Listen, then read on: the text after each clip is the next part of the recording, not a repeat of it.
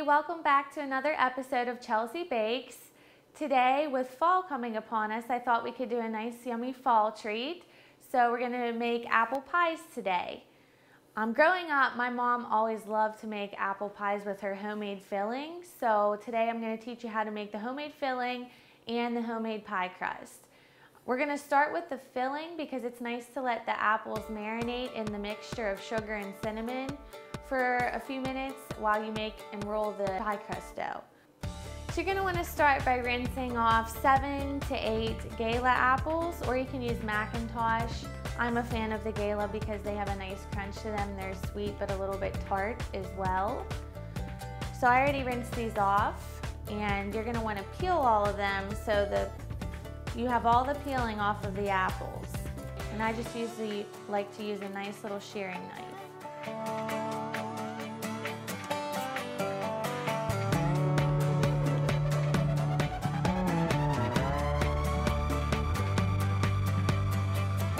Now that you have all your apples peeled, you're going to want to slice them into cubed pieces. They don't have to be perfectly even. I prefer to use this apple slicing tool that I bought at TJ Maxx. You can buy them at Target, Walmart, Macy's, pretty much anywhere that sells home goods. So we're going to want to slice these apples. So if you just put this around the core and press down, it makes them into nice, even slices. And this is a great tool for turning apples into snacks on the go. You can use it for a variety of different things. So you're just going to want to slice them into small cubes. Again, they don't have to be perfectly even. The process takes about 20 minutes, 25 minutes to slice them and peel them. So just keep that in mind when you're baking the recipe for how long it'll take. Some people even opt to leave the peeling on, but I don't think they turn out as well in the actual pie when you leave the peeling on the apples.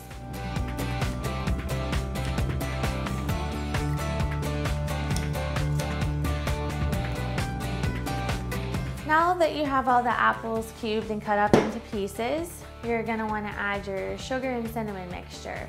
So first of all, you're going to want to use 1 cup of white sugar.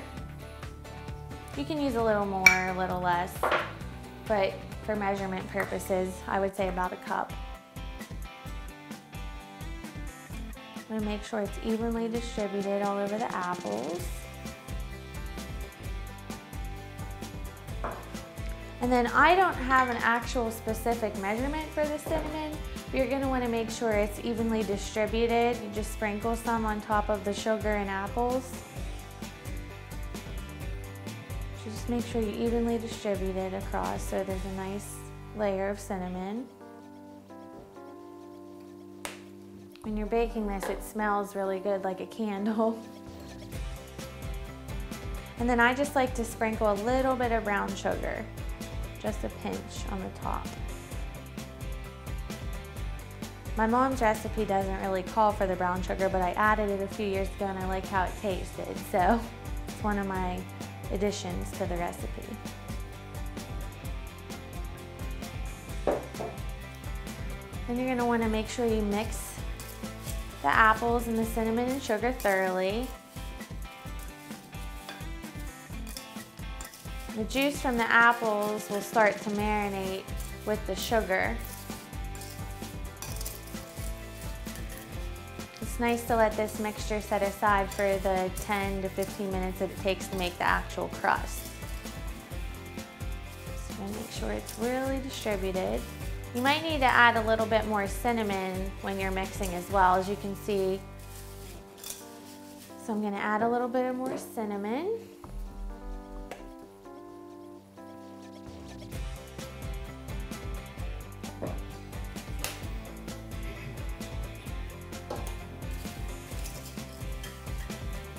Mix again.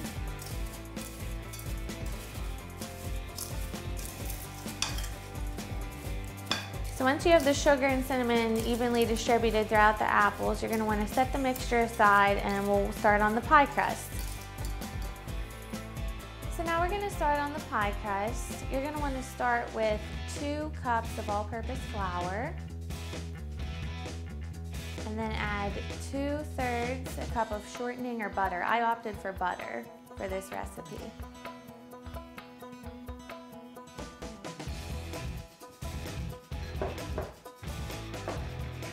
Then you need 1 teaspoon of salt.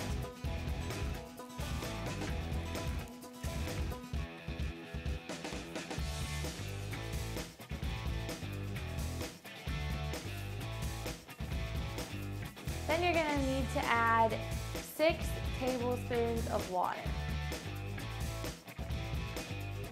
And make sure that's cold water.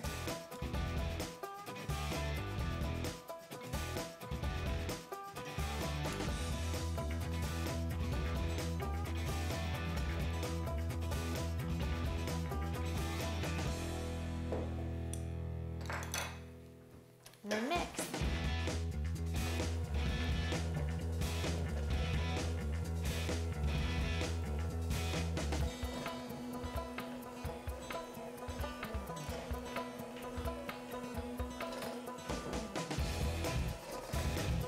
You want to mix it for about 30 seconds to a minute, just so you can get all the flour and everything combined.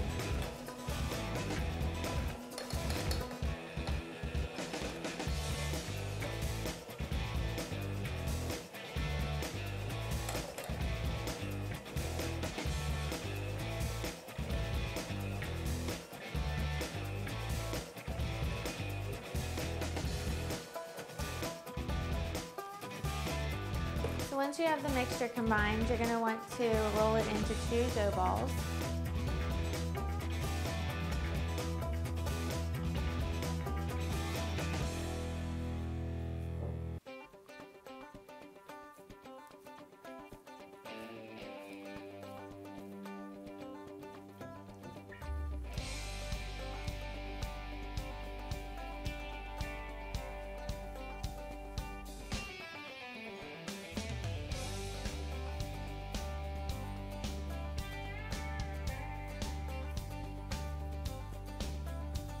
Make sure you get all the dough scraped from the sides of the bowl, so you have enough for the bottom layer of crust and then the top layer of crust, and a little extra to overhang the pie dish so you can roll the ends.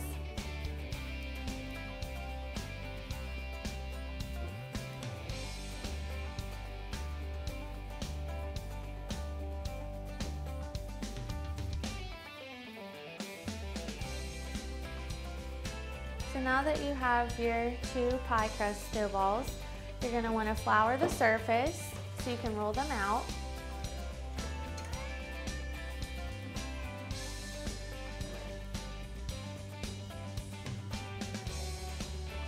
Make sure you have a nice even layer of flour. I also like to roll my rolling pin through the flour as well so it doesn't stick to the dough. That's what we'll do next.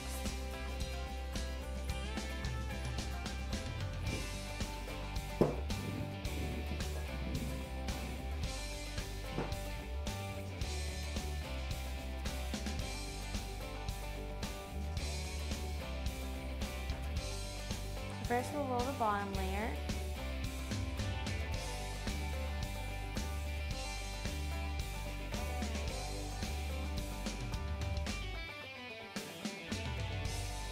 Try to make it as round as possible, but it doesn't have to be perfect. This isn't the most aesthetically appealing dessert, however, it does taste very good.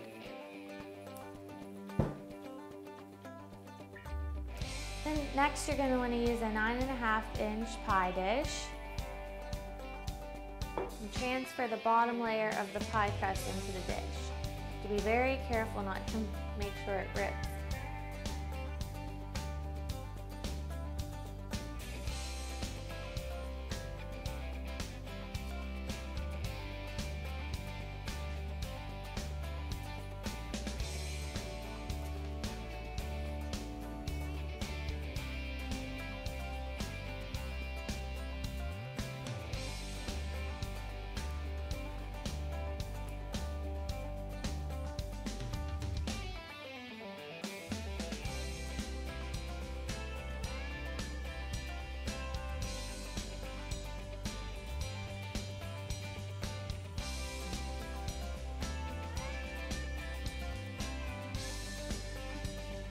Next, you're going to want to fill the bottom layer up with your pie crust filling.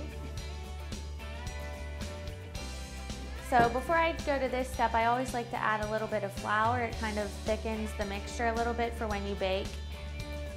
Just sprinkle a little bit of flour. And make sure it's mixed. Again, you don't have to use a lot. And as you can see at the bottom of the apple dish, the pie filling, there's a nice marinade of cinnamon and apple juice and sugar. So just thicken that up a little bit. And we're going to pour this in.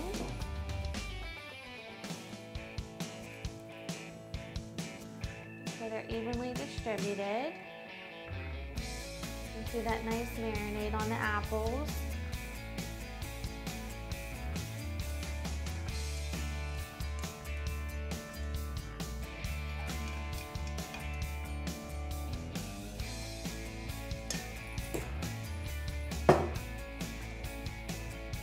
Almost done, just a few more steps. And make sure you flatten out all the apples, evenly distribute them throughout the pie dish.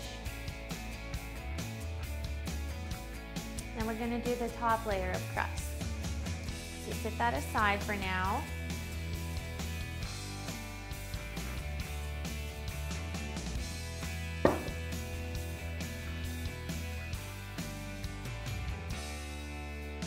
I want to sprinkle a little bit more flour so the dough doesn't stick to the surface.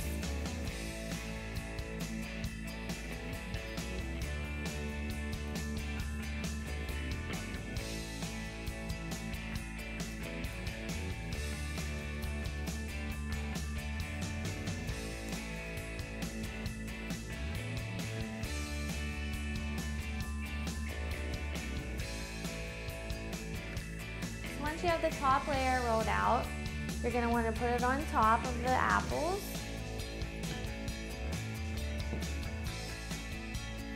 Make sure you're very careful when you transfer it, because pie crust tends to break very easily.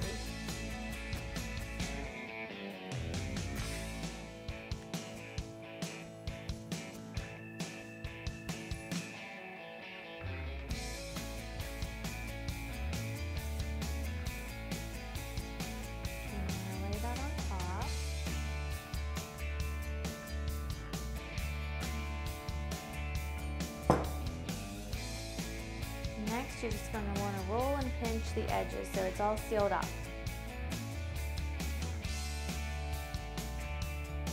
I just like to roll them and do a very standard crust. However, online you can find many different options to make it a little bit fancier, more eye-appealing. I've even seen people use cookie cutters for the top layer of the pie crust in the shape of leaves, hearts. So it's just all preference. But for today's purposes, we're just going to do a basic crust.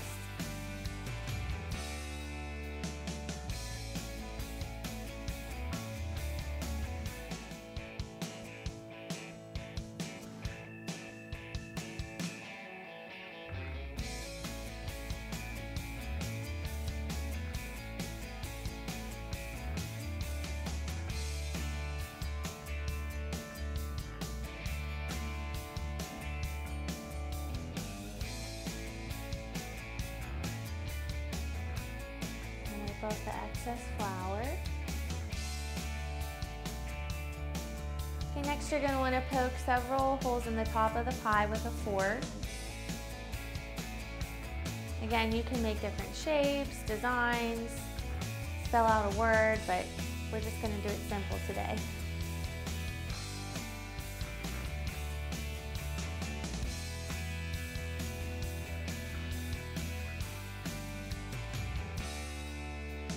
Lets the heat release from the crust so the apples can cook thoroughly. Lastly, to top it off, we're going to put a little bit of cinnamon on top.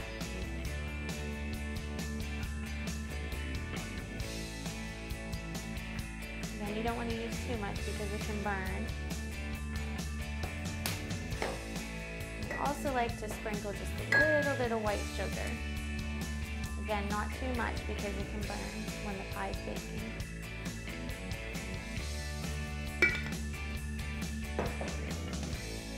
And lastly, we're going to want to preheat the oven to 350 degrees Fahrenheit. So next you're going to want to put your pie in the oven and make sure you let it bake for an hour and a half to an hour and 45 minutes. You can watch it with the oven light and make sure the tops are starting to brown but not burn. Really watch the crust, see when it's turning a little bit darker. So we're going to put that in the oven.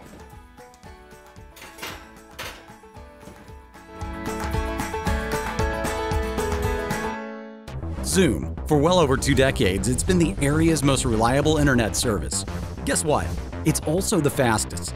Ask us about our unmatched download speeds. Share, post, tweet, stream, message, and keep in touch with friends and family no matter where they are. And our wireless network keeps your whole home connected to the internet no matter how many different devices you have. Call or visit us online and see the difference speed can make. The future is faster with Zoom.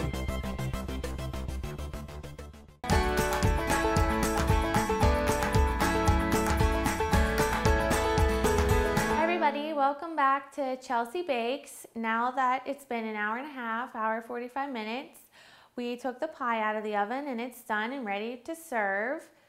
Usually I let mine sit for about an hour or two so it cools off and the filling starts to set. It's a little bit easier to cut, but you can opt to serve it warm as well.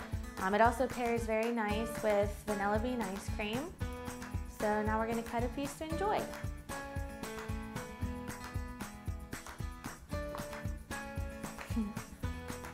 So as you can see, it's a little bit messy when you cut it, but it definitely doesn't affect the taste. It's really good. So enjoy, and thanks for tuning in. We'll see you next time. Bye.